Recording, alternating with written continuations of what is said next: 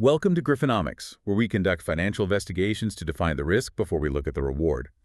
Today we're diving into Willdan Group, Inc., trading under the ticker WLDN. Willdan is executing a highly profitable pure-play expansion into AI-driven data center grid consulting and speed-to-power infrastructure, delivering 33.2% contract revenue growth in the second quarter of 2026.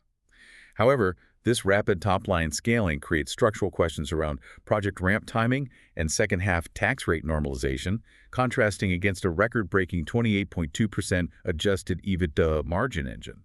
Which, I mean, right out of the gate, those numbers, the top line and bottom line metrics, they suggest we're looking at a business undergoing just a very aggressive, fundamental transformation. They really do. And, when you look at the massive institutional investment thesis surrounding this company, you quickly realize we need to do some serious financial forensics here. Oh, absolutely. Because tech giants right now, they're spending billions of dollars on AI chips and data centers, but they are slamming headfirst into this massive brick wall. The local utility grid. Exactly, the local utility grid. Yes. So the mission of this deep dive for you listening today is to figure out exactly how a seemingly, traditional civil engineering and energy consulting firm transformed into the ultimate toll booth operator and, bottleneck breaker for the entire artificial intelligence revolution. Right, because the most compelling part of the story isn't just the fact that they're capturing a piece of the AI infrastructure wave. I mean, there are dozens of companies making that claim right now. Yeah, everybody has an AI pitch deck. Exactly. The real story is the mechanics of how they are executing this. They are doing it with unprecedented profitability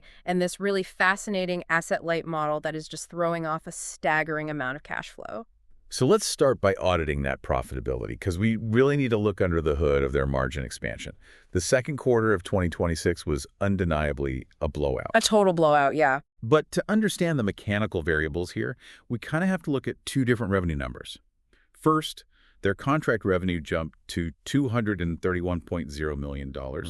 But then they report a net revenue figure, which that grew 23.5% to $117.2 million. Right. So why the massive difference between those two numbers? Where is all that money going? So it really comes down to how large-scale turnkey engineering and consulting projects actually function in the real world. Contract revenue is the gross top-line number. Okay.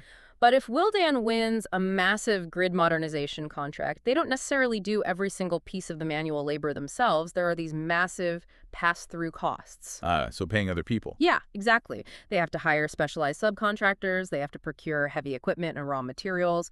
So net revenue strips all of those pass-through costs out of the equation. Got it. It shows you the actual pure economic value that Willdan is retaining for its own services. Okay, so that $117 million is the actual pie they get to keep. But here's where the operating math starts looking a bit, unusual for a consulting firm. Mm-hmm. Their Adjusted EBITDA, which is effectively their core cash operating profit, exploded by 50.6% to $33.0 million. Which is pretty much the textbook definition of operating leverage. Their core profitability is growing, more than twice as fast as their net revenue. But wait, how does a consulting firm actually pull that off? I mean, the traditional consulting model is essentially a body shop. Right, time and materials. Yeah, if you want to increase your revenue by 20%, you generally have to hire 20% more consultants, which means your margins usually stay flat, or they even compress as you scale up. Usually, yes. Yet Willdan's Adjusted EBITDA margins expanded 510 basis points to a record 28.2% of net revenue. And for anyone doing the math, 510 basis points is a massive 5.1% leap in margin. How are they breaking the traditional consulting model here? So they're pulling two very distinct levers. The first is G&A, or general and administrative expense leverage. Okay, so overhead. Right. When you build out proprietary software platforms and highly efficient internal systems, your corporate overhead, like your HR, your accounting, your executive suites, it doesn't need to grow at the same blistering pace as your sales. Makes sense. So when you scale top-line revenue without doubling your back-office headcount, almost every extra dollar of net revenue drops straight to the bottom line. So they have classic economies of scale working in their favor. Yes, but the G&A leverage is really just the appetizer here. The main course driving that 28% margin is a highly profitable shift in their commercial revenue mix. Interesting. Because historically, municipal and utility projects come with lower, tightly regulated margins. You're bidding for government work. Yeah, they scrutinize every penny. Exactly. But commercial projects, particularly for hyperscale tech companies who are just desperate for power, they command absolute premium pricing. Which means we really need to look at who Willdan is suddenly serving, because margins don't just magically expand unless you have clients willing to pay a premium. Right. The sources show Willdan raised its full-year net revenue target to between $415 million and $430 million. But if you look at their historical DNA, they were heavily dependent on municipal contracts and, utility programs. Very heavily dependent, yeah. And city councils and public utility commissions are notoriously slow, bureaucratic monopolies. You don't revise your revenue guidance up that aggressively if you're waiting on a local city council to approve a budget. You certainly don't. And this is where the commercial expansion strategy becomes the linchpin of the whole thesis. Willdan's commercial revenue has grown from just 7% of their contract revenue in fiscal 2024 to a massive 25% pro forma in fiscal 2026. And just to clarify for everyone listening, pro forma means they were calculating that 25% as if all their recent acquisitions had been part of the company for the full year. Right, correct. It gives us a true picture of their current run rate. They have fundamentally rewired their customer base in a span of just 2 years. Wow. They're moving away from slow municipal dependency and directly into the commercial tech sector. It makes me think of the national power grid as an overcrowded highway and AI hyperscalers as a fleet of massive semi-trucks trying to merge all at once. I like that. Yeah, well, Willdan's essentially the toll booth operator and the traffic engineer, figuring out how to let them in without causing a blackout. And if we carry that highway analogy just a little further, these hyperscalers don't just want to merge eventually. I mean, they are burning millions of dollars a day waiting to merge right now. Yeah, time is literally money. Exactly. And this urgency has birthed a highly lucrative service that Willdan provides. In the industry, it's known as speed-to-power feasibility studies. Okay, speed to power sounds great on a marketing brochure, but what does that actually mean mechanically? So when a tech giant wants to drop a massive, say, 500 megawatt AI data center into a county, they can't just plug it in. The local utility grid was built for residential subdivisions and grocery stores, not a concentrated draw of that massive magnitude. It would just fry the system. Right. So the utility has to conduct an interconnection study to figure out if the local grid will literally melt down. Traditionally, manual engineering firms might take 18 months to 2 years just to run the thermal constraints and load flow analyses required for these studies. And in the AI arms race, an 18-month delay is a death sentence. Precisely. So Willdan bypasses those manual engineering hours by utilizing proprietary grid analytics software. They run these interconnection studies exponentially faster than legacy engineering firms. Oh, wow. Yeah, they break the bottleneck, allowing the data center to secure its power allocation way faster. So they were monetizing the friction between fast-moving tech and slow-moving grids. Exactly. But the sources also highlight their heavy involvement in battery energy storage systems, or BESS. How do batteries fit into this specific equation? Well, if the AI data centers are the semi-trucks trying to merge, the battery storage systems are the metered on-ramps and holding lanes. AI computing isn't a steady draw. It creates massive spikes in demand when training models. Right. A traditional natural gas peaker plant might take 10 to 15 minutes to fire up and meet that spike. Batteries can respond in milliseconds, smoothing out the traffic flow on the grid so the highway doesn't lock up. Ah, I see. Yeah, and Willdan recently captured a $15 million battery storage project in Texas, which proves they aren't just consulting on data centers, but they're also designing the storage infrastructure that makes them viable. And they're supercharging this whole commercial push through targeted M&A. Take their APG acquisition. The source's Project APG's commercial-focused revenue is going to nearly triple year over year to roughly $75 million. Tripling revenue in a single year is a massive structural shift. But, as with any aggressive growth story, we need to put on our auditor hats here. Absolutely. Yeah. Because it's one thing to have a fantastic narrative about commercial expansion, but we need to see how the execution actually holds up under a strict forensic audit. Right. Let's look at the Burton Energy Group acquisition. Willdan closed this deal on May 4th, 2026 for $72.2 million. If we look at the mechanical impact, Burton contributed $27.9 million in revenue in the second quarter alone. Yeah, which is huge. Right, just doing back-of-the-napkin math, pulling in $28 million in a single quarter on a $72 million purchase price implies an unbelievably fast payback period. The initial revenue contribution is highly accretive, sure, but the raw numbers kind of miss the strategic genius of the Burton acquisition. We have to look at the client roster. Okay, who do they get? Burton brought in massive new commercial retail relationships. We're talking Fortune 500 multi-site chains like Walgreens, Five Below, and Curter's. Which is great for diversification, obviously. But how does managing energy for a retail clothing store tie back into Willdan's core competency of grid modernization? Like, how do those connect? It unlocks bidirectional cross-selling, which is essentially the holy grail of consulting M&A. How so? Imagine Walgreens wants to upgrade the HVAC and refrigeration systems across 50 of its retail locations in California just to lower its energy bills.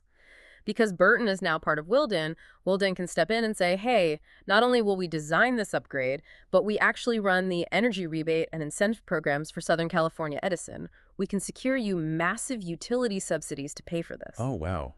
That is incredibly sticky. They take a Burton commercial client and just walk them right into Willdan's utility incentive ecosystem. And it works in reverse, too. They can take their deep utility relationships and offer Burton's proprietary energy management software to those new markets. It creates a perfect closed-loop ecosystem. That closed loop probably explains the backlog numbers we are seeing. The forensic audit shows $478.2 million in remaining fixed-price performance obligations. Yeah. That's almost $500 million in contracted, locked-in future revenue. That backlog provides phenomenal revenue visibility. And when you look closely at the underlying mega contracts anchoring that $500 million, you really see the scale they're operating at right now. Yeah, the sources mentioned they secured a $110 million solar streetlight expansion for the Los Angeles Department of Water and Power, or LADWP. Right. Hold on, $110 million just for streetlights. Are we talking about some bloated government contract to swap out incandescent bulbs for LEDs? Because that doesn't sound like high-level grid consulting. It sounds mundane until you realize a modern solar streetlight project of this magnitude is actually a Trojan horse of grid resiliency. A Trojan horse. Yeah, they aren't just swapping bulbs. They are installing distributed solar generation, battery storage at the pole level, and EV charging infrastructure, all while removing massive amounts of load from the central grid. It's a multi-year structural overhaul of public infrastructure. Okay, that makes much more sense. It's an intelligent edge network, not just a light fixture. Exactly. And you see similar scale in their other anchors, too. They have a $53 million central plant upgrade for the City College of New York and a $49 million public sector efficiency contract with SoCal RN, which is the regional energy network in Southern California. I mean, booking $500 million in backlog is undeniably impressive. But none of this matters if the revenue doesn't actually translate to the bottom line. Right.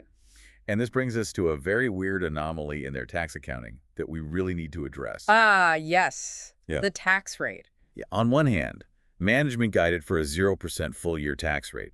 But on the other hand, they warned analysts on the earnings call that their second-half effective tax rate is going to spike to somewhere between 15 and 20%.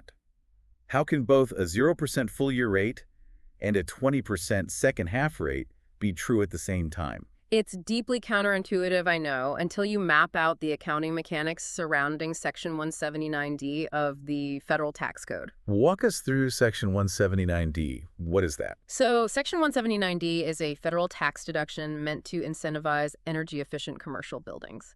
Now, government entities like public universities or municipalities, they don't pay federal taxes, right? Right. So they can't use a tax deduction themselves. But the tax code allows them to allocate that massive deduction back to the primary designer of the energy-efficient system. Well, I see. Because Willdan designs these massive public overhauls, like the City College of New York plant, they absorb these massive tax deductions. Okay, so they get the tax break. But why does it suddenly spike in the second half of the year? Because of the difference between tax reality and accounting rules. The specific accounting rule that allowed Willdan to recognize that benefit directly on their profit and loss statement, the P&L deduction, had expired at the end of June 2026. So because a specific accounting rules sunset in June, their paper tax rate for the third and fourth quarters suddenly steps up to 15 to 20%. Exactly. This creates a massive headwind for their GAAP net income, Their generally accepted accounting principles profit. On paper, it looks like their profitability is taking a huge hit in the second half of the year. But here is the cash flow reality that entirely changes the narrative. P&L taxes recorded on an income statement are rarely the same as the actual cash taxes a company pays. Willdan has accumulated $34.2 million in deferred tax assets. They have a $34 million shield. Yes. That shield protects their actual cash flows from the IRS for years. So even though the accountants are legally required to record a 20% tax expense on the income statement in the second half of the year, Willdan is not actually writing a cash check to the federal government for that amount. And when you shield cash like that, the results are staggering. The audit shows they generated $62.0 million in trailing 12-month free cash flow. If you divide that by their share count, it translates to $4.04 per share in pure, unadulterated cash flow. Yeah. Anytime an enterprise can convert over 65% of its adjusted EBITDA into pure free cash flow, you are looking at a highly optimized financial engine. Which leads to the most obvious question. So they have this $34 million tax shield resulting in $62 million in pure cash flow. A company sitting on that much cash usually does one of two things, right? They go on a massive acquisition spree to buy other companies, or they aggressively pay down their debt. Which playbook is Willdan running here? They are essentially running a masterclass in doing both simultaneously. Really? Yeah. If we dissect their balance sheet, the structural strength is highly unusual for a firm scaling this fast. They currently have $164.9 million in total available liquidity. And $35 million of that is just sitting in pure cash. Yes. Now, factor in the Burton Energy acquisition we discussed earlier. Willdan deployed $50 million in cash for M&A recently. Ordinarily, when a mid-cap company drops $50 million in cash on an acquisition, you expect their leverage to shoot up because they usually have to draw down on their credit facilities to fund it. Right. If you spend $50 million, your debt should theoretically increase by $50 million. But the sources show their net debt was actually driven down to just $33 million. How is that mathematically possible? It's entirely due to the speed of their operational cash generation. They are generating new cash from their high-margin commercial contracts faster than they are spending it on the debt service for their acquisitions. That's incredible. This rapid deleveraging gives them a minuscule 0.3 times net debt to adjusted EBITDA ratio. For all intents and purposes, they are practically unlevered. And this highlights the beauty of the underlying business model. They are an asset-light compounder. Because they are a consulting and software-driven engineering firm, their capital expenditures, their CapEx, which is the money required to buy physical assets like heavy machinery or manufacturing facilities, is practically non-existent. Very low. In the first half of the year, their CapEx was under $4 million. Think about that spread. They generate $62 million in free cash flow and only need to reinvest $4 million into physical assets to keep the lights on and the business growing. It's a money printer. That delta provides ultimate financial flexibility. They generate so much excess cash they could fully repay their revolving credit facility, their corporate credit card, essentially by the end of the year if management chose to do so. So, bringing all this forensic data together, we need a final verdict. Synthesize this investment case for us. Does an enterprise acting as the essential technical backbone for AI power grid expansion represent an asymmetric growth play at current valuations? The overarching thesis requires a specific summary analogy to pull it all together. Willdan is essentially an asset-light, high-margin grid modernization engine capturing the national power build-out. Right. They aren't trying to invent the next language model, and they aren't pouring billions into manufacturing semiconductors. They are providing the indispensable, highly profitable engineering and regulatory bridge that allows those things to physically connect to our aging infrastructure. But Griffonomics dictates that we define the risk before the reward. Where could this execution stumble? What are the blind spots? There are three primary execution risks you must monitor closely here. First, timing uncertainty surrounding the ramp rate of the massive LADWP solar contract. A $110 million backlog is fantastic, but management noted that the exact pacing over the second half of 2026 is highly variable. Because it's government work. Exactly. If a municipal bureaucracy delays a permit or a site inspection by 3 months, Willdan's quarterly revenue recognition takes a hit, even if the total contract value remains perfectly secure. The classic risk of doing business with the government, yeah. The second major risk is customer concentration. Despite their rapid commercial expansion, their top 10 clients still account for 47% of total revenues. That's almost half. And furthermore, Southern California Edison alone accounts for over 11% of their energy segment. If a new regulatory framework disrupts utility incentive spending in California, Willdan feels it immediately. And the third risk loops right back to the accounting anomaly we broke down earlier, I assume. The second half, tax rate headwinds, yes. Even though the underlying free cash flow is heavily shielded, that P&L tax rate step up will mathematically impact their GAAP net income. So it's an optics issue. The risk here is pure market optics. Sometimes institutional algorithms and retail investors react poorly to a GAAP earnings miss, even if the underlying cash reality of the business remains pristine. It is a constant battle between navigating the surface-level optics and understanding the cash flow reality beneath. Yeah. Well, thank you so much for joining us on this deep dive into Willdan Group. As you watch the artificial intelligence boom unfold over the coming years, I want to leave you with a final thought to mull over. If AI hyperscalers are entirely dependent on legacy, heavily regulated power grids to function, and those grids are entirely dependent on niche consultants like Willdan just to figure out how to plug everything in safely, does the true bottleneck to the artificial intelligence revolution lie not in the silicon of the GPUs, but in the mundane reality of municipal interconnection studies? It certainly forces a reevaluation of where the true friction points in the tech sector actually exist. We tend to think of AI as this frictionless, magical digital cloud. But at the end of the day, it's just a massive fleet of semi-trucks trying to merge onto a very old highway. And you simply can't wish your way through the toll booth. See you next time.